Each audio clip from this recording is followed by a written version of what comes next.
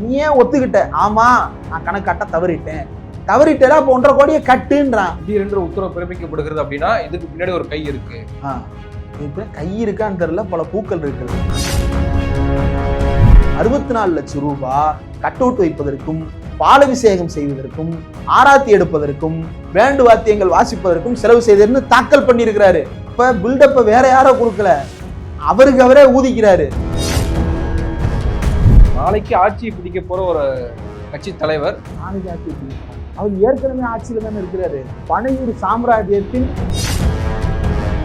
விருப்பமனு வாங்குவதற்காக அவ்வளவு கூட்டம் வந்திருக்கு, அது செய்தியா இருக்கணும்.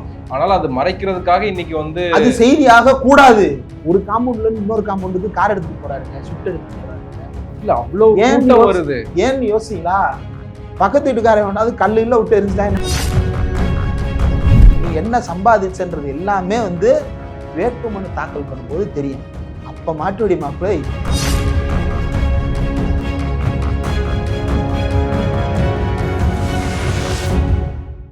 சவுத் பீட் நேயர்களுக்கு வணக்கம். நிறைகாலில் நாம் சந்திக்கிறப்பவர் ஊடகவியலாளர் திரு இந்திரகுமார் திரடி அவர்கள். வணக்கம். வணக்கம். வருமானத்தை மறைத்ததால விஜய் அவர்களுக்கு 1.5 கோடி ரூபாய் அபராதம் விதிக்கப்பட்டது அப்படின்றது அது சரிதான் அப்படின்னு இன்னைக்கு உயர்நீதிமன்றம் தீர்ப்பு கொடுத்துருக்காங்க. அது 2015 இப்போ வரைக்கும் அந்த வழக்கு டிராவல் பண்ணி வந்திருக்கிறத பார்க்க முடியுது. ஒரு ஊடகவியலாளராக நீங்க எப்படி அதை பார்க்குறீங்க? அதனுடைய சாராம்சம் என்னவாக இருக்கு?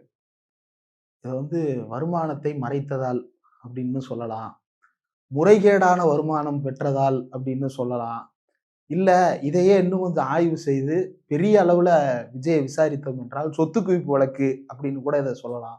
பல ஜெயலலிதா செய்தது அப்படின்றது, ஜெயலலிதா ஒரு மவுண்ட் எவரெஸ்ட் அப்படின்னா இவர் அந்த மவுண்ட் எவரெஸ்ட்டுக்கு ஒரு 2 அடி குறைவாக அப்படின்ற அளவுல தான் விஜயை பார்க்க முடியும். விஜய் செய்திருப்பது சட்டத்துக்கு புறம்பாக தனக்கு வந்த வருமானத்தை முறைகேடான வகையில் பெற்று பதுக்கி வைத்து கையுங்களவுமாக பிடிபட்டிருக்கிறார். 2015 செப்டம்பர் 30 விஜயனுடைய வளாகங்கள்ல, விஜயனுடைய வீடுகள்ல ரெய்டு நடக்குது. அந்த ரெய்டுல கிட்டத்தட்ட ஒரு 15 கோடி அளவுக்கு வருமானத்திற்கு அதிகமான சொத்துக்கள் கண்டுபிடிக்கப்படும். இன்கிரிமினேட்டிங் எவிடன்சஸ் அப்படின்னு அந்த அறிக்கையில குறிப்பிடப்பட்டிருக்கு. அதாவது அவர் மீது குற்றத்தை நிரூபிக்கத்தக்க வகையில நிறைய ஆதாரங்கள் சிக்குகிறது. இந்த குற்றத்தை நிரூபிக்கும் வகையில் ஆதாரங்கள் சிக்கிறது ஒரு பக்கம் இருக்கட்டும். ஏன்னா ஐடி டிபார்ட்மெண்ட்டோ, என்ஃபோர்ஸ்மெண்ட் டைரக்டரேட்டோ, சிபிஐயோ ஒரு ரெய்டு நடத்துறாங்க அப்படின்னா, ரெய்டு நடத்தி முடிச்ச உடனே கிடைக்கிற எல்லாமே இன்கிரிமினேட்டிங் எவிடன்ஸ் தான் சொல்லுவாங்க. அவன் சொல்றது இருக்கட்டும், இவரே சொல்றாரு, ஆமாமா நான் புலி படத்துக்கு எனக்கு 15 கோடி சம்பளம், அதுல ஒரு 5 கோடி ரூபாய நான் நேரடியா பணமா பெற்றுக்கொண்டேன், மீதி 10 கோடி ரூபாய இன்ன பிற வழிகளில் பெற்றுக்கொண்டேன் அப்படின்னு. அப்ப அதை ஏன்பா நீ ஃபைல் பண்ணல? நீ எப்படினாலும் வாங்கிக்க, நீ காசா வாங்கு, அல்லது கல்லா வாங்கு, சீமான் அண்ணன் மாதிரி கல்லா வாங்கு, அல்லது வீட்டுக்கு அடிக்கிற பெயிண்டா வாங்கு, அல்லது சோபாவா வாங்கு, அல்லது அனுராக் தாக்கூர் மாதிரி லூயி வுட்டன் பெல்ட்டா வாங்கு, அல்லது மோடி மாதிரி 80 லட்சம் ரூபா சூட்டா வாங்கு, அல்லது நிர்மலா சீதாராமன் மாதிரி காஞ்சிபுரம் பட்டா வாங்கு, என்ன வேணாலும் நீ வாங்கிக்க, கணக்குல காட்டிடணும்ல. அவ்வளவுதான் இன்கம் டாக்ஸ் டிபார்ட்மெண்ட்ல எழுப்பப்பட்ட கேள்வி. இல்ல சாரி சார் அப்படின்னு சொல்லிட்டு 2015 செப்டம்பர்ல இதை பிடிக்கிறாங்க. பிடிச்ச உடனே அண்ணன் ஆடிட்டர்கிட்ட விசாரிச்சிருக்கிறாரு. செக்ஷன் 271 AAB1 அப்படின்ற செக்ஷனுக்கு கீழே தான் பிடிச்சிருக்கிறாங்க. ஐடி டிபார்ட்மெண்ட்ல பெனால்ட்டியை இது பண்ணியிருக்கிறாங்க. இப்போ இதை தெரிஞ்சுக்கிட்டு தான் என்ன பண்ணியிருக்கிறாரு அப்படின்னா, அவர் முதல்ல ஒத்துக்கிடவே செய்யறாரு. ஏன்னா இந்த செக்ஷன் 271 AAB சப்செக்ஷன் 1 அப்படின்றதுல என்னன்னா பெனால்ட்டி ப்ரொசீடிங்ஸ் என்ன அப்படின்றதுதான். இன்கம் டாக்ஸா ஒழுங்கா ஃபைல் பண்ணல அப்படின்னா அதுக்கான பெனால்ட்டி என்ன கண்டுபிடிச்சிட்டா ஒத்துக்கிட்டாரு. ஒத்துக்கிட்டதுக்கு காரணமே இந்த 271 AAB1 தான். அது காரணம் என்னன்னா, இவர் ஒத்துக்கிட்டாரு அப்படின்னா 10%, அதாவது அந்த சட்டத்திலேயே 2021 வரைக்கும் இதுதான் அப்ளிகபிளா இருந்ததுன்னு நினைக்கிறேன். 10% ஒத்துக்கிட்டா, ஆமாம்பா நான் மறைச்சது உண்மைதான் அப்படின்னு ஒத்துக்கிட்டா 10%, ஒத்துக்கலன்னா 20%, ஒத்துக்கிடாதது இதை தாண்டி வேற ஏதாவது டகால்ட்டி வேலைகள் பண்ண நினைச்சாங்கன்னா 60%. இப்போ ஆடிட்டர்கிட்ட விசாரிச்சிருக்கிறாரு. இப்போ நம்ம ஒத்துக்கிடாம இருந்தோம்னா 60% வரைக்கும் போட்டுருவாங்க பாஸ், 9 கோடி ரூபாய் பிடிங்கி விட்டுருவாங்க அப்படின்னு சொல்லியிருப்பாரு ஆடிட்டர். உடனே அப்போ ஒத்துக்கிட்டோம்னா 10%, அதுக்கப்புறம் கோர்ட்ல பாத்துக்கலாம்னு ஆடிட்டர் சொல்லியிருப்பாரு. உடனே ஒரு ஒத்துக்கிறாரு. ஆமாம் நான் இந்த வகைகளில் பெற்றுக்கொண்டேன், அதை நான் கணக்கில் காட்ட தவறிவிட்டேன் அப்படின்னு சொல்றது மட்டும் இல்லாம எந்த ஆடிட்டர் இந்த ஆளுக்கு கணக்கு சொல்லி இதெல்லாம் கரெக்டா சொன்ன ஆடிட்டரு ஒரு விஷயத்த சரியா சொல்லல. இப்ப என்னன்னா அவங்க அசஸ்மெண்ட் ஆர்டர் கொடுக்குறாங்க. அசஸ்மெண்ட் ஆர்டரை வச்சுதான் இவங்க வந்து அடுத்த ஃபைலிங்க பண்ணணும். அடுத்த ஃபைலிங்னா அந்த கணக்கில் காட்டப்படாத கருப்பு பணம் இருக்கு இல்லையா, அது கருப்பு பணம் தான். கணக்குல காட்டப்படாத கருப்பு பணம். கணக்குல வரலனாவே கருப்பு பணம். ஆமா, அதாவது திரைத்துறையில் செய்த ஊழல் பணம் அல்லது புரொடியூசரிடம் செய்த ஊழல் அல்லது புரொடியூசரும் இவரும் சேர்ந்து செய்த ஊழல் அல்லது திருட்டுத்தனம். இந்த திருட்டுத்தனத்தை வந்து அசஸ் பண்ணி ஒரு ஆர்டர் பாஸ் பண்ணுவாங்க. அந்த ஆர்டர் வரும்போது என்ன சொல்லுவாங்க அப்படின்னா, இதை நீ எப்படி ஃபைல் பண்றது அப்படின்றதையும் சொல்லுவாங்க. அவங்க கொடுக்குற டியூ டேட்டுக்குள்ள அதை ஃபைல் பண்ணணும். இப்ப இவர் என்ன பண்ணிட்டாரு, ஆல்ரெடி டியூ டேட்டை தாண்டி ஃபைல் பண்ணல. அப்ப அசஸ்மெண்ட் ஆர்டர் வரணும், அவ்வளவுதான். இவர் என்ன பண்ணிட்டாரு, அடுத்த வருஷம் அதாவது அடுத்த 2016 ஜூலை, அந்த 2016 ஜூலை வரைக்கும் இவருக்கான வருமானம் என்னன்னா 20 கோடி. இவர் என்ன பண்றாரு, அந்த பழைய கணக்குல வராத 15 கோடி இருக்குல்ல, 15 கோடி இதுல சேர்த்து ஃபைல் பண்றாரு.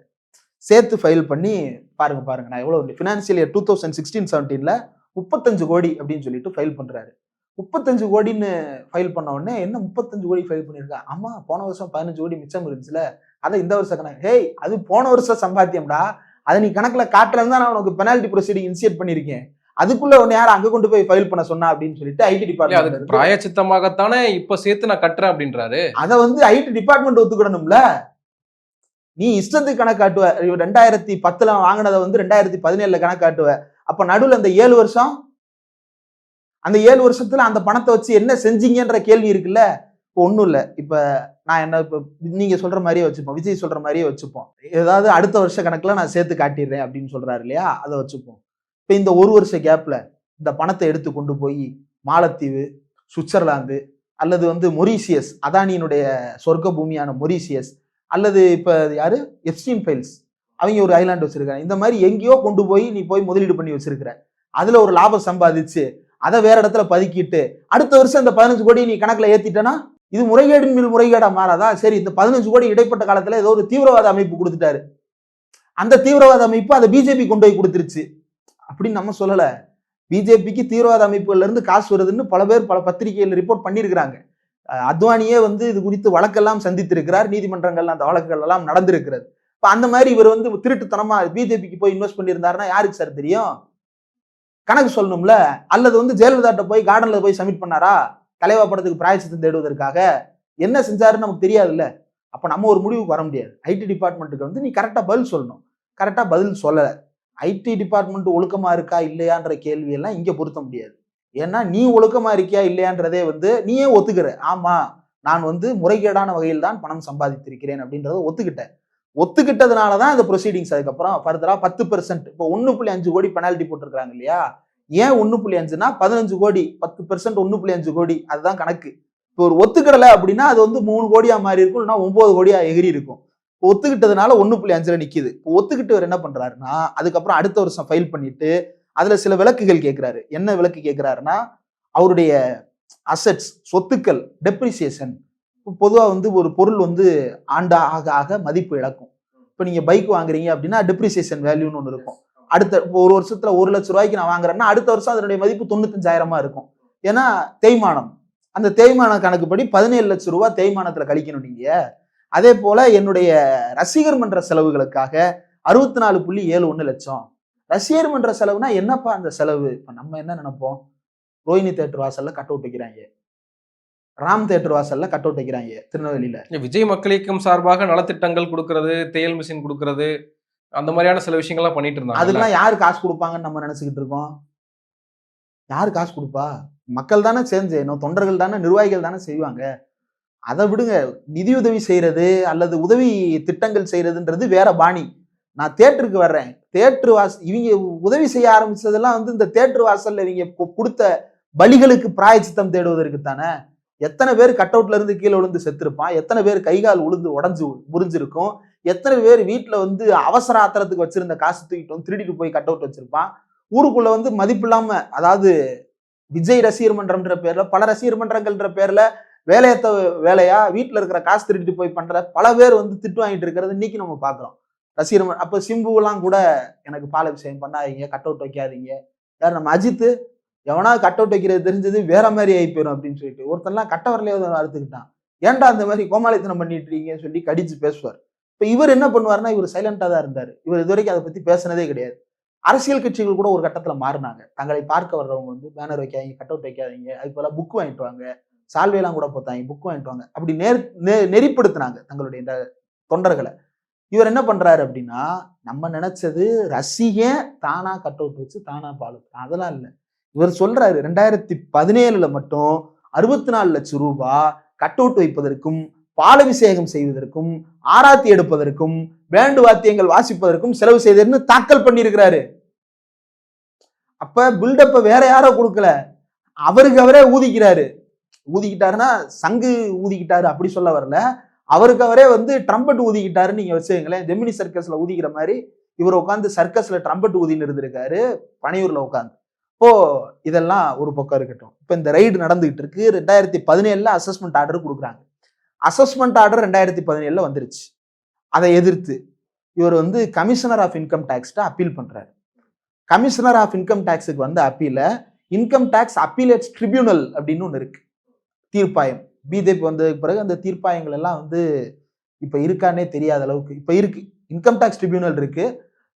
சினிமா துறையில, அதாவது விஜய் சார்ந்து இருக்கக்கூடிய சினிமா துறைக்கு ஒரு ட்ரிபியூனல் இருந்துச்சு. அந்த ட்ரிபியூனல் எல்லாம் கலைச்சு விட்டாங்க. விஜய் எல்லாம் வந்து இப்ப புலம்பிட்டு இருக்கிறாரு இல்லையா, ஜனநாயகன் பஞ்சாயத்துல. இந்த பஞ்சாயத்து எங்க போயிருக்கணும், இவர் எப்படி ஐடி ட்ரிபியூனல் போனாரோ அதே மாதிரி அது வந்து சென்சார் போர்டு ட்ரிபியூனலுக்கு போயிருக்கணும். இப்ப ட்ரிபியூனல் இல்லாம போனதுனால, அதுக்கு இவரெல்லாம் வாயை மூடிக்கிட்டு இருந்ததுனால இப்போ கோர்ட்டா சுத்திக்கிட்டு இருக்கிறாரு. இதுக்கும் ஒரு காரணம் இருக்கு. ஏன் இதை சம்மந்தம் இல்லாம உள்ள கொண்டு வரேன்னு நீங்க யோசிக்கலாம். ரெண்டுக்கும் தொடர்பு இருக்கு பாரு. இன்கம் டேக்ஸ் அப்பீலேட் ட்ரிபியூனல்ல வந்து என்ன பண்றாங்க அப்படின்னா, சரி அவன் தான் பால் ஊத்துறேன் கட் அவுட் வச்சேன்னு சொல்றான்ல, அந்த 64 லட்சத்தை விட்டு தொலைங்க, அது ஏதோ செலவுன்னு சொல்றான், அந்த செலவு விட்டுருங்க, மற்றபடி பெனால்டி ப்ரொசீடிங்கே விடாதீங்க, பெனால்டி ப்ரொசீடிங்கை தொடர்ந்து கண்டினியூ பண்ணுங்க அப்படின்னு சொல்லிட்டு அப்பீலேட் ட்ரிபியூனல்ல இருந்து ஆர்டர் வந்தது. இதை எடுத்து ஜூலை 2019 ஷோகாஸ் நோட்டீஸ் கொடுக்குறாங்க.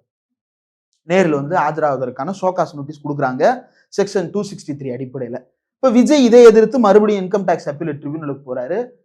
கோர்ட்ல வந்து கேஸ் போடுறாரு. இப்போ 2022 இவர் கோர்ட்ல கேஸை போட்டு அந்த கேஸ்ல வந்து இடைக்கால தடை உத்தரவு வாங்கி வைத்துக் கொள்கிறார். இந்த இடைக்கால தடை உத்தரவை வாங்கி வைத்துக் கொண்டு அதற்கு பிறகு இவர் வந்து கட்சி ஆரம்பிச்சிடுறாரு.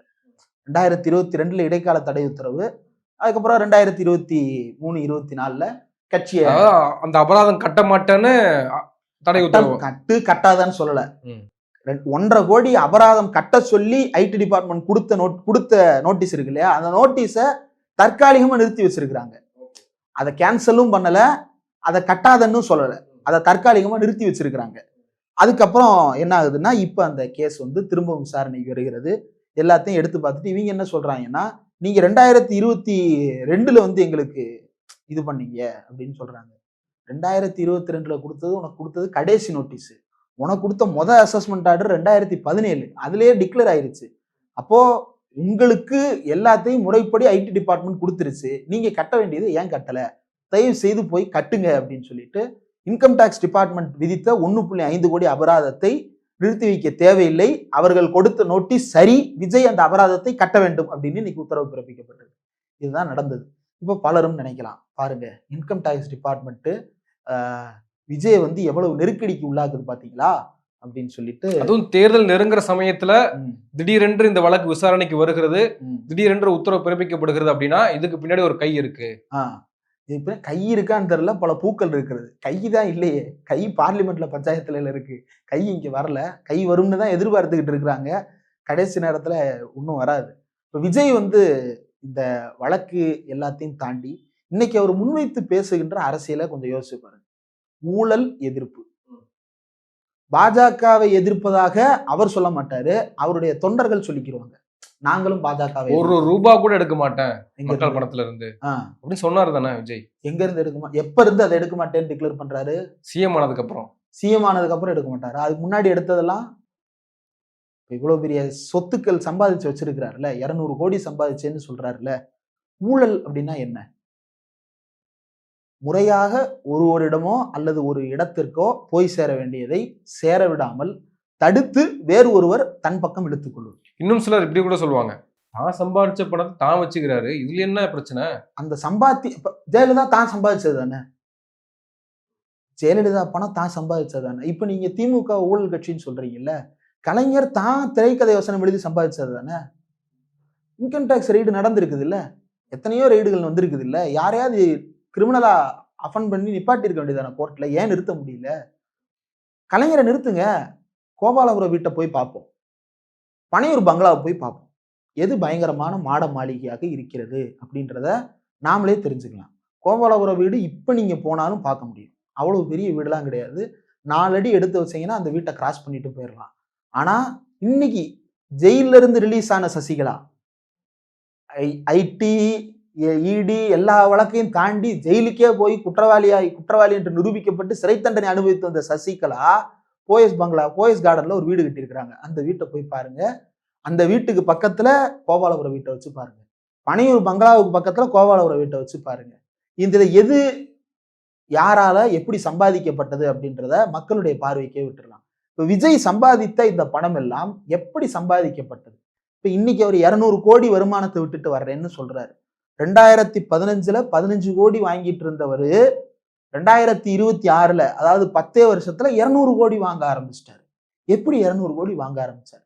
ஒரு படத்துக்கு 1000 கோடி வசூல் அப்படின்னு கணக்கு சொல்றாங்க. இன்னைக்கு என்ன படம் வந்தாலும் 1000 கோடி வசூல். அதுவும் எப்ப இருந்து ஆரம்பிச்சாங்கன்னா, இந்த கடைசியா கோட்டுன்னு ஒண்ணு வந்துச்சுல, அதுலதான் இந்த 1000 கோடி பீலாவெல்லாம் விட்டாங்க. 100 crore கிளப்பா இருந்தது. அது வரைக்கும் 100 crore கிளப்பா தான் இருந்துச்சு. அது வரைக்கும் 100 crore கிளப்பா தானே இருந்துச்சு. உனக்கு 200 கோடி வருமானம்னு சொல்றேல, அந்த 200 கோடி எங்க வச்சிருக்க? எப்படி வச்சிருக்க? என்னவா டெபாசிட் பண்ணி வச்சிருக்க? எதுலதான் டெபாசிட் பண்ணி வச்சிருக்கிற? அதை டிக்ளேர் பண்ணுங்க. தெரியும் நீ டிக்ளேர் பண்றிய, நீ என்ன சம்பாதிச்சன்றது எல்லாமே வேட்புமனு தாக்கல் பண்ணும்போது தெரியும். அப்ப மாட்டுவடி மாப்பிள்ளை அப்ப இருக்கு, அப்ப வரும்ல, எல்லாத்தையும் ஒப்பிட்டு பார்க்கலாம்ல. 200 கோடி சம்பாத்தியம்னு சொன்னாங்களே, அந்த 200 கோடி இவர் என்னென்ன சொத்தா வச்சிருக்கிறாரு, எப்படி வச்சிருக்கிறாருன்றத அஃபிடவிட்டை பார்த்து நம்ம கண்டுபிடிப்போம். அது வரைக்கும் நம்ம காத்திருப்போம். இந்த 200 கோடி எப்படி உனக்கு வந்துச்சு? உன் கூட நடித்தாங்களே நடிகைகள். இப்ப இந்த ஜனநாயகன் படத்துல பூஜா ஹெக்டே நடிச்சிருக்கிறாங்க. பூஜா ஹெக்டேக்கு எவ்வளவு சம்பளம், உனக்கு எவ்வளவு சம்பளம்? இந்த டிஃபரன்ஸுக்கு காரணம் என்ன?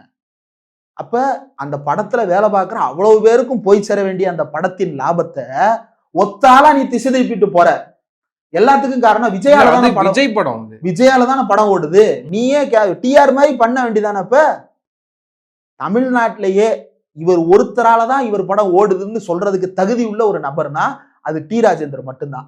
அவரே மியூசிக் போடுவாரு, அவரே சினிமாட்டோகிராஃபி பண்ணுவாரு, அவரே டைரக்ஷன் பண்ணுவாரு, அவரே ப்ரொடியூஸ் பண்ணுவாரு, அவரே ரிலீஸ் பண்ணி அவரே பார்த்துட்டும் இருப்பாரு. மக்களும் பார்த்துருக்கிறாங்க ஒரு காலகட்டத்தில். அதுக்கப்புறம் அவரேவும் பார்த்துட்டு இருந்திருக்கிறாரு. அவர் ஒருத்தர் தான் இவரால தான் படம் ஓடுகிறதுன்னு சொல்லுவதற்கு தகுதியுள்ள நபர். நீயே நடிப்பேல, நீயே டைரக்ட் பண்ணி பார்ப்போம்.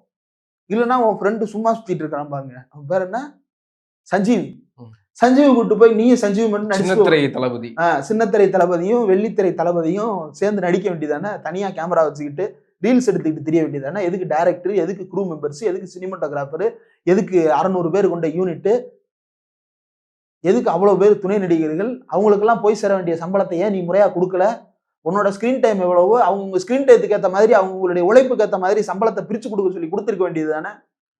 இப்படி எல்லா நடிகர்களுக்கும் பேசணும்ல. ஆமா, நீ தானே ஒழுக்கப்பாடம் பேசணும், அஜித்துக்கு பேசணும். ஆமா, நீ தானே ஒழுக்கப்பாடம் பேசுற. வெளியே நான் 200 கோடியை விட்டுட்டு வர்றேன், நீ தானே ஒழுக்கப்பாடம் பேசுற, ஒழுங்கு காட்டிட்டு இருக்கிறேல. அப்ப திருப்பி கேட்க தானே செய்வாங்க. மத்தவங்க இந்த வாய் பேசலையே. வேற எந்த நடிகருங்க 200 கோடி வாங்குறாங்க?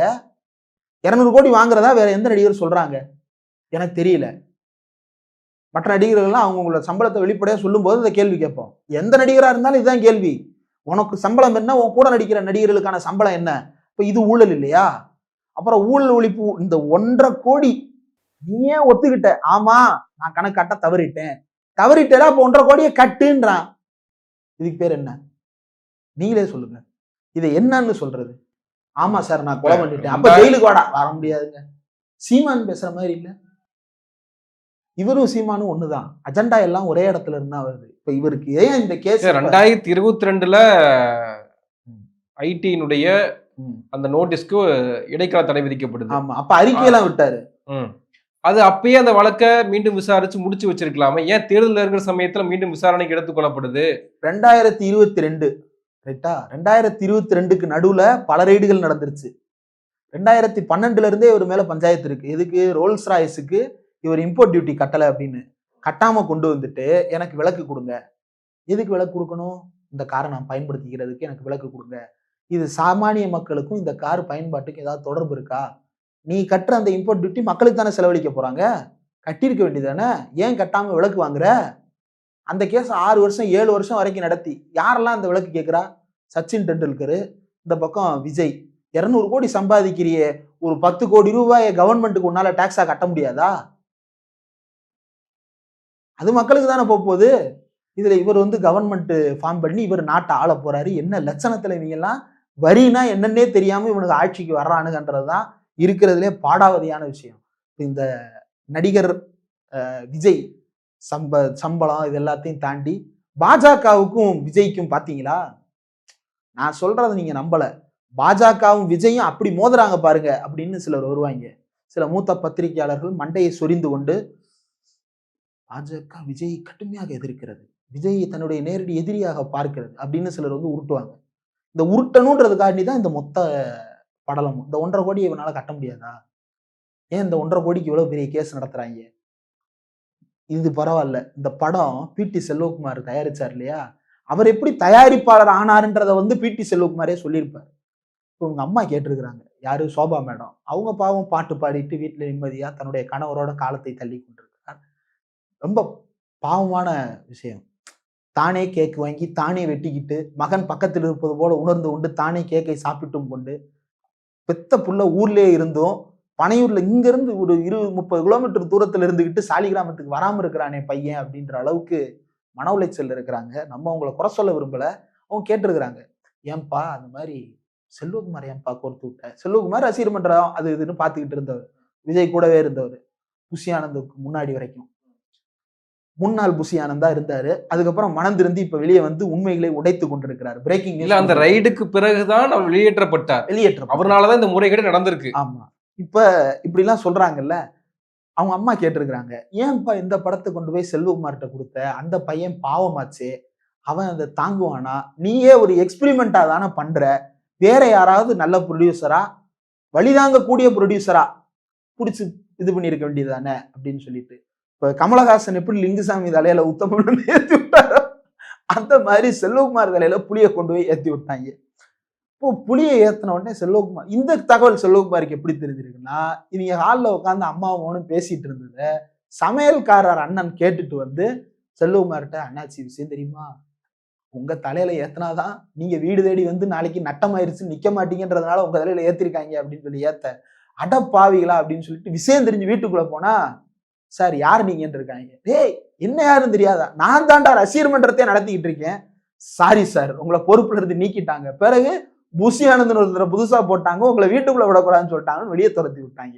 அதுக்கப்புறமும் அவர் விஜய்க்காக பல துயரங்களை இன்னல்களை தாங்கி கொண்டிருந்தவர் இப்போ திமுகவுக்கு வந்து சேர்ந்திருக்கிறாரு. இப்போ இதுதான் நடந்திருக்கு. இதுல ஏதாவது ஒரு இடத்தில் விஜய் பக்கம் நியாயம் இருக்கா? பாஜக எதிர்ப்பு அப்படின்னு பேசுறாங்களே, இது எதுக்குன்னா நாடகம். விஜயும் பாஜகவும் எதிரின்னு ப்ரூவ் பண்றதுக்கு விஜய் பேசணும், ஆனா அவர் பேச மாட்டார். அல்லது தொண்டர்களை செயல்பட வைக்கணும், ஆனா செயல்பட வைக்க மாட்டார். ஏன்னா அவனுடைய அஜெண்டாவே அது கிடையாது. அப்போ போலியான எதிர்ப்பை எப்படி கட்டமைப்பது அப்படின்னா, விஜயும் பாஜகவும் மோதிக்கொள்வது போல வழக்குகளை புனையலாம். இடி ஐடி இதுல எல்லாம் திமுக தானே ஸ்கோர் பண்ணுது, அதை கொஞ்சம் விஜய் பக்கம் தள்ளி விடலாம் அப்படின்னு சொல்லி தள்ளி விட்டுருக்கேன். இதுக்கும் வாயத்தை மூடிட்டு தான் இருக்க போறாங்க. இதுக்கும் அவன் பேச மாட்டான். நான் ஒரு 3 பேர் இருக்கிறானுங்க, கண்டதை பேசு அப்படின்னு சொல்லிட்டு ஒரு 3 பேர் இருக்கிறாங்க. வாய்க்கு வந்ததை பேசுறது. அதுல 2 பேர் ரொம்ப கொடூரம். அது 3வது நபர் வந்து தெரியல, செல்வகுமார் மாதிரி அவர் என்னைக்கு வெளியே வந்து பல உண்மைகளை வெடித்து சிதறவிட போகிறார், அப்படி பல வேல்களை எங்கிருந்து வீச போறார் அப்படின்னு தெரியல. ஆனா அந்த புரோட்டா கடை பெயர் கொண்ட நபரும் திருக்குறள்ல இருக்கக்கூடிய அந்த உருத்தரான அந்த வார்த்தையும் 2 சேர்ந்துக்கிட்டு வாய்க்கு வந்ததை பேசுறது, இஷ்டத்துக்கு பேசுறது அப்படின்னு விஜய்க்கு பாஜக எப்படி விஜய் எதிர்க்கிறது பார்த்தீர்களா? இது இந்த 1.5 கோடி வச்சா? நான் தெரியாம கேட்கிறேன். 200 கோடி சம்பளம் வாங்குறேன்னு சொல்ற, அப்ப போன வருஷம் நீ ஐடி ரிட்டர்ன்ஸ் எவ்வளவு ஃபைல் பண்ண, எவ்வளவு டாக்ஸ் ரிட்டர்ன் ஃபைல் பண்ண, அதை சொல்லு. ஒருத்தன் 200 கோடின்றான், ஒருத்தன் 500 கோடின்றான், ஒருத்தன் 1000 கோடின்றான். நீ எவ்வளவு தான்டா ஃபைல் பண்ண? இப்ப இதே மாதிரி நான் போய் சொல்றேன், 200 கோடினா ஒரு படத்துக்கு 200 கோடி, அப்ப 5 படம் வருஷத்துக்கு நடிச்சாருன்னா 1000 கோடி. 1000 கோடி விட்டுட்டு வராரு. இந்த 5 வருஷத்துல 1000 கோடி சம்பாதிச்சிருக்காரு. அந்த 1000 கோடியை என்ன பண்ணாரு? அங்க ஒரு பென்ட் ஹவுஸ் வாங்கி இருக்கிறாரு. பென்ட் ஹவுஸ் மொத்தமா ஒரு 25 கோடி வச்சுங்க. மீதி 925 கோடி எங்க? அந்த இயக்குனர்கள் இன்னைக்கு என்னவா இருக்கிறாங்க? நீ 100 கோடி கிளப்ல என்டர் ஆனதே யார் மூலமா? ஏஆர் முருகதாஸ். முருகதாஸ் இன்னைக்கு என்ன நிலவரத்துல இருக்கிறாரு? கடைசியா முருகதாஸை கழட்டி விட்டாங்க பாத்தீங்களா அந்த ஆடியோ லாஞ்சில? யாரு? லோகேஷ் கனகராஜ், அட்லி, எச் வினோத். முடிஞ்சு போச்சா? இவ்வளவு நாள் உன்னைய தாங்குன்னு தாங்கி உனக்காக படமா எடுத்து தள்ளினவன பூரா விரட்டி விட்டுட்டு நீ இவங்கள கூட்டிட்டு சுத்துற. என்ன காம்பினேஷன் தெரியல. பல இல்ல ஏஆர் முருகதாஸ் ரசிகர் கிடையாது. ஆனா இவங்களும் ரசிகர்கள் இல்ல. ரசிகர்கள் கம் ஆக்டர் டைரக்டர்ஸ். எங்க அண்ணனுக்கு நான் தாண்டா செய்வேன் அப்படின்னு அட்லி சொல்லுவாரு. ஏஆர் முருகதாஸ் அப்படி ஆனா சொல்லுவாரு. உங்க அண்ணன் யார செய்வாரு? செல்வகுமார் மாதிரி சில பரிதாபத்துக்குரிய ஜீவன்களை எல்லாம் செஞ்சுக்கிட்டு இருக்கிறாரு. விஜய் மொத்தமாக இந்த எபிசோட்ல சொல்ல விரும்புறது என்ன அப்படின்னா, இப்போ இது ஒரு நியூஸ் வேல்யூ. இப்போ இதுக்கு உட்காந்து நம்ம மெனக்கெட்டு பேசுறோம். இந்த மாதிரி இந்த செக்ஷன் 271 இல்ல ஏன் பேசணும்னா, அவர் நாளைக்கு ஆட்சி பிடிக்க போற ஒரு கட்சி தலைவர். அவர் வந்து வருமான வரி ஏய்ப்பு செய்திருக்காரு அப்படின்ற தகவல் பெரிய விஷயம் தானே. நாளைக்கு ஆட்சி பிடிக்க போறாரா? அவர் ஏற்கனவே ஆட்சியில தானே இருக்கிறாரு. பனையூர் சாம்ராஜ்யத்தின் அவர் எழுதுறதுதான் சட்டம். அதுவே என் சட்டம், அதுவே என் சாசனம்னு பனையூர்ல உட்காந்துட்டு சாம்ராஜ்யம் தான் நடத்துறாரு. இது வரைக்கும் பாதிக்கப்பட்டவங்களை கூப்பிட்டு சந்திக்கிறதெல்லாம் எங்க நடக்கும்னா செக்ரட்டரியேட்ல நடக்கும். ஏன்னா சிஎம் பல்வேறு வேலைகள் இருக்கும். திடீர்னு ஒரு சம்பவம் நடந்துருச்சு அப்படின்னா அவங்கள வந்து செக்ரட்டரியேட்டுக்கே கூப்பிட்டு பாக்குறது எதுக்காக அப்படின்னா, ஏய் இவங்க செக்ரட்டரியேட் வரைக்கும் போயிட்டு வந்துட்டாங்க, இவங்களை இதுக்கு மேல யாரும் தொந்தரவு பண்ணக்கூடாதுன்னு எதிரிகள்லாம் விலகணுன்றதுல ஒரு கான்சியஸோட செக்ரட்டரியேட்டு கூப்பிட்டு போய் பார்க்க வைப்பாங்க. அது வந்து அதிகார மையம் இவர்களுக்கு பின்னால் துணை நிற்கிறதுன்றதை காட்டுறதுக்காக. இப்ப இவர் என்ன பண்றாரு? இவர் நேரா பனையூருக்கு கூப்பிட்டு பார்க்க ஆரம்பிச்சிட்டார்ல. இறந்து போனவங்களா மகாபலிபுரவா, பாதிக்கப்பட்டவங்களா பனையூருக்கு வா. பக்கத்து வீட்டுக்கார மாமாக்கள் புலம்புறாங்க. எனக்கு தெரிஞ்சு ரஜினி வீட்டு பக்கத்து வீட்டுல இருந்த மாமிக்கு அப்புறம் பக்கத்து வீட்டு மாமாக்கள் புலம்புவதற்காக ரோட்டுக்கு வந்தது இதுக்குதான். அவங்கள ரெசிடென்ஸ் கிடையாது. அவங்க சன் டிவி சீரியல் ஆர்டிஸ்ட் வேணுன்ட்டு திமுக கூட்டிட்டு வந்து இப்படி எல்லாம் தேர்தல் நேரத்துல பிரச்சனை பண்றாங்க. நீ சினிமா நடிகர் தானே, நீ டிவி ஆர்டிஸ்ட், நீ வந்து சினிமா ஆர்டிஸ்ட். நீ எப்படி வந்து சினிமால ஜூம் கதைகள் ஜுமாஞ்சி கதைகள் காட்டிட்டு வந்திருக்கியோ, அவங்களும் சின்னத்திரை நடிக்கிற பக்கத்து வீட்டுல இருக்க மாட்டானா? நான் தெரியாம கேட்கிறேன். இப்போ பனையூர்ல வேற யார் இருப்பா? ஒண்ணு ரவி ஐபிஎஸ் மாதிரியான ஆட்கள் இருக்கணும், இல்லைன்னா பீலா ராஜேஷா, பாவம் இறந்துட்டாங்க. ராஜேஷ்குமார் மாதிரியான ஐபிஎஸ் அதிகாரிகள் இருப்பாங்க, ரவி மாதிரியான ஐபிஎஸ் அதிகாரிகள் இருப்பாங்க, விஜய் மாதிரியான நடிகர்கள் இருப்பாங்க. அதுக்கப்புறம் ரொம்ப காலமா நடிச்சு ஏதோ பண்ணி சம்பாதிச்சு கஷ்டப்பட்டு வாங்கின பணத்தை ரொம்ப காலத்துக்கு முன்னாடியே பனையூர்ல இன்வெஸ்ட் பண்ணி வச்சிருந்த சின்ன திரை நடிகர்கள், போல ஓய்வு பெற்ற பழைய நடிகர்கள், விஜய் மாதிரியான பழைய நடிகர்கள் ஒரு சிலர் அந்த பக்கம் அப்படின்னு கமெண்ட் பண்றாங்க. ஆமாங்க, 200 ரூபா ஊப்பி இவங்க எல்லாம் காசு வாங்கிட்டாங்க. நடிகன் தானுங்க அவர் பக்கத்து வீட்டுல இருக்க முடியும். நான் எப்படிங்க அங்க இப்ப நீங்களும் நானும் பனையூர்ல போய் தங்க முடியுமா? எனக்கு புரியல. இப்ப பனையூர் வாசிகள் வந்து எப்படி இருக்கணும்னு நினைக்கிறாங்க? பனையூர்ல விஜய் வீட்டு பக்கத்துல குடியிருக்கிறவங்க வந்து அது என்ன படங்க, மகிழ்மதி சாம்ராஜ்யத்துல வந்து மேலுக்கு துணி இல்லாம இடுப்புல துண்டை கட்டிட்டு ஒரு கோவணத்தோட வந்து நிப்பாரு. ஏல சாமி நம்மளை நோக்கி வருது வாங்கல அப்படின்னு ஒருத்தர் நிப்பாரு. அந்த மாதிரி இருப்பாங்களா பனையூர் வாசிகள்லாம்? எனக்கு புரியலையே. இப்போ போயஸ் கார்டன் வாசிகள்லாம் எப்படி இருப்பாங்கன்னு நினைச்சிட்டாங்க இவங்க. அவங்க எல்லாம் சாமானியர்கள் கிடையாது. ஆனா அவன் எதுக்குமே ஓட்டு போட கூட ரோட்டுக்கு வராதவன்லாம் நீ வந்து கேட்டுக்கு முன்னாடி பேரிகேட்டு போட்டிருக்கன்னு சொல்லிட்டு வெளியே வந்து நின்று கத்துறாங்க, கதறாங்க. நீ என்னடானா காம்பவுண்ட் விட்டு காம்பவுண்ட் போறதுக்கு கார், இப்ப ஏன் இப்ப தெரியுதா? ஒரு காம்பவுண்ட்ல இருந்து இன்னொரு காம்பவுண்டுக்கு கார் எடுத்துட்டு போறாருங்க, ஸ்விஃப்ட் எடுத்துட்டு போறாருங்க. இல்ல அவ்வளவு கூட்டம் வருது ஏன்னு யோசிங்களா? பக்கத்து வீட்டுக்காரன் வேணாவது கல்லு இல்ல விட்டு எரிஞ்சுட்டா என்ன பண்றது கடுப்புல?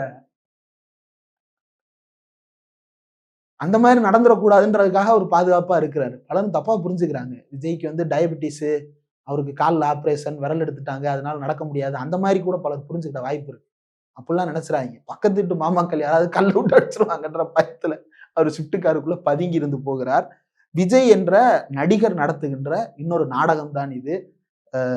இந்த நாடகத்துல வந்து அவரை தவிர எல்லாரும் பேசுவாங்க. இப்ப பாருங்க, நாளைக்கு வருவாங்க நிர்மல். இன்னைக்கு வந்து விருப்ப மனு வாங்குவதற்காக அவ்வளவு கூட்டம் வந்திருக்கு, அது செய்தியா இருக்கணும்.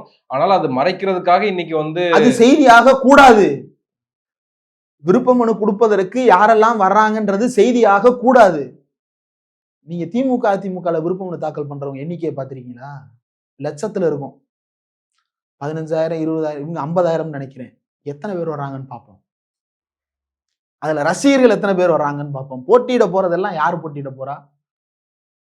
காசு வச்சிருக்கிறவன், விஜய் மாதிரியே ஊரடிச்சு உலையில போட்டு சம்பாதிச்சவன், விஜய் மாதிரியே இன்கம் டாக்ஸ் கட்டாதவன், இவங்கள தான் தேர்ந்தெடுத்து வச்சிருக்கிறாங்க. இவங்களுக்கு ஏற்கனவே முறைகேடு பண்ணி தான் மாவட்ட செயலாளர்கள் பொறுப்பே போட்டிருக்கிறாங்க. இந்த லட்சணத்துல இந்த கட்சி விளங்கினாப்புல தான் இந்த நாடகத்தை நம்புவதற்கு மக்கள் ஒன்றும் முட்டாள் கிடையாது. நான் கூட பல இடங்கள்ல சொன்னேன், உங்களுக்கு பேச வரல, பேசாம ஒரு பாட்டை போட்டு ஆடிருங்க அப்படின்னு நான் சொன்னேன். காதலத்துல விழுந்துருச்சான்னு தெரியல, உண்மையிலேயே ஆடி காட்டிட்டாங்க. ஆனா ரசிகர்களுக்கு வருத்தம். எங்க அண்ணனுக்கு ஆட தெரியும்ன்றதுதான் எங்களுக்கு இருந்த ஒரே ஹோப்பு. இப்ப ஆடவும் வரல. நாங்க என்னடா பாவம் பண்ணோம். அஜித் ஃபேன்ஸ் எல்லாம் போட்டு பங்கமா கலாய்க்கிறாங்க. அந்த அஜித் ஃபேன்ஸுக்கு பதில் சொல்ல முடியாத இந்த அபலைகள் சேகராவை பிடிச்சி கடிச்சு வைக்கிறாங்க, டிஎன்ராவை பிடிச்சி கடிச்சு வைக்கிறாங்க. அந்த அளவுக்கு வந்து ஜாம்பிக்களா மாறி இருக்கிறாங்க. அஜித் ஃபேன்ஸ் ஃபைட்ல இவனுக்கு எவ்வளவு ஆபாசமா பேசி இருந்தாங்களோ அதே ஆபாசத்தை தான் எல்லார் மீதும் கக்கி கொண்டிருக்கிறார்கள். விஜய் ஃபேன்ஸ் அஜித் ஃபேன்ஸ் ப்ராப்ளத்துல அஜித் ஃபேன்ஸும் விஜய் ரொம்ப தரக்குறைவா பேசியிருக்கிறாங்க. பதிலே சொல்ல முடியாது. அப்பெல்லாம் விஜய் ஃபேனா இருந்த காலகட்டம்லாம் ரொம்ப கொடூரமான காலகட்டம். கொக்கி குமார்னு ஒரு ஐடி இருக்கும், லிட்டரலா அழுதுருவாங்க விஜய் ஃபேன்ஸ்லாம். பதில் சொல்ல முடியாது, அவ்வளவு ஆபாசமா பேசுவான். இவங்களுக்கு பேச முடியாது. அதுக்கப்புறம் தான் இவனுங்களும் கதை எழுத ஆரம்பிச்சானுங்க. எப்படிலாம் கதை எழுத ஆரம்பிச்சானுங்கன்னா, அஜித் குமாருக்கு வந்து டெஸ்டி பேபி காரணம் என்ன தெரியுமா, அவருக்கு ஆக்சிடென்ட்ல அது போயிருச்சு, உங்களுக்கு அப்படிடா இப்படிடா அப்படின்னு சொல்லிட்டு. எனக்கு நல்லா ஞாபகம் இருக்கு, பாத்ரூம்ல இவனுக்கு அஜித் அப்படின்னு போட்டு அஜித்துக்கு முன்னாடியும் பின்னாடி என்னென்ன வார்த்தைகள் எழுது வாங்கின்றதெல்லாம் இங்க பேசவே முடியாது. அவ்வளவு ஆபாசமா எழுதி வச்சுக்கிட்டு இருந்தானுங்க. இப்ப அதையே ஆன்லைன்ல உட்காந்து பண்றானுங்க. நிறைய பேர் என்ன நினைச்சிடுறாங்க, 2K கிட்ஸ் எல்லாம் விஜய் பின்னாடி இருக்காங்க. எல்லாம் பூமரங்கிள்ஸ். 20 வருஷம் முன்னாடி விஜய் ஃபேனா இருந்தவனுக்கு 20 வருஷத்துக்கு முன்னாடியே 20 வயசு ஆயிருச்சு. இப்ப அவனுக்கு 40 வயசு. அவன் 2 பிள்ளைக்கு அப்பா. அவன் பூமரங்கிள். ஆன்லைன்ல ஆன்டி பேஜஸ் ஃபாலோ பண்ணிட்டு உட்கார்ந்து இருந்தவன் அங்க போய் ஆபாசமா கமெண்ட் பண்ணவன் அதே கமெண்ட்டை வந்து ஜேர்னலிஸ்டுகள் ஐடியில போடுறது, அதே கமெண்ட்டை வந்து விஜய் விமர்சிக்கிறவங்க இதுல போடுறது. இதுலயே நீங்க பார்த்துலாம் ப்ரொஃபைல் எல்லாம் பூட்டி வச்சிருப்பாங்க. கவனமா இருங்க. இந்த பூமரங்கிள் ரொம்ப ஆபத்தானவர்கள். இந்த பூமரங்கிள் தலைவர் தான் விஜய். 10 வயசு தான் வித்தியாசம். இந்த 40 வயசுக்காரங்களுக்கும் இந்த 50 வயசு விஜய்க்கும். எல்லாரையும் அப்படி சொல்லல, விஜயை ஃபாலோ பண்ற சில பூமரங்கிள்கள் இருக்கிறாங்க. அந்த பேச்சு இந்த பேச்சுன்னு உட்காந்துட்டு வாய்க்கு வந்தது பேசிட்டு தெரிகிறது. கவனம். நன்றி. நிறைய விஷயங்களை பகிர்ந்துருக்கீங்க. உங்க நேரத்துக்கு மிக்க நன்றி.